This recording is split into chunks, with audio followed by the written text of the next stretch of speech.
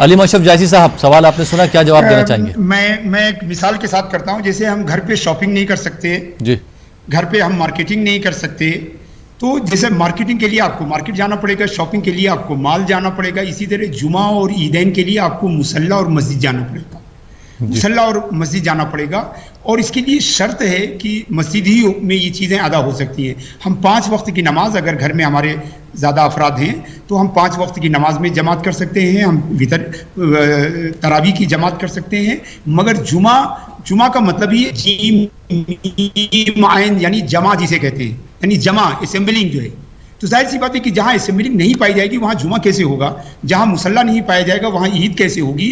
لہذا گھر میں عید اور جمعہ کی نماز نہیں ادا کی جا سکتی. البتہ جو جمعہ سے پڑھنے سے معذور ہے، جماعت سے اگر کوئی عذر ہے تو وہ گھر میں ظہر کی نماز ادا کرے گا. اور اسی طرح عید کی نماز بھی جو ہے موجودہ صورتحال میں ساقط ہے. کسی کو کوشش نہیں کرنی چاہیے کہ عیدگاہ یا مسجد میں جا کے عید کی نماز ادا کرنے کی کوشش کرے. عید کی نماز موجودہ جو ہے وبائی حالات میں یہ ساقط ہے.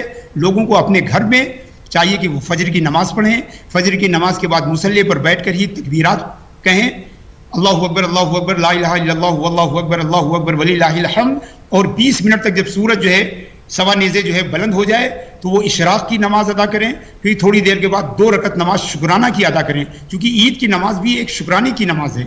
مگر یہ 2 رکعت نماز بغیر زائد تکبیروں کے، بغیر خطبے کے، بغیر جماعت کے ادا کی جائے گی. اس کے بعد اللہ توفیق دے تو اشراق اور چاشت کی نمازیں بھی ادا کیجیے، اور اس طرح پوری نمازیں پڑھ کے، تکبیرات پڑھ کے آپ گھر میں رہ کر عید منائیے. جی بہت بہت شکریہ پروفیسر صاحب.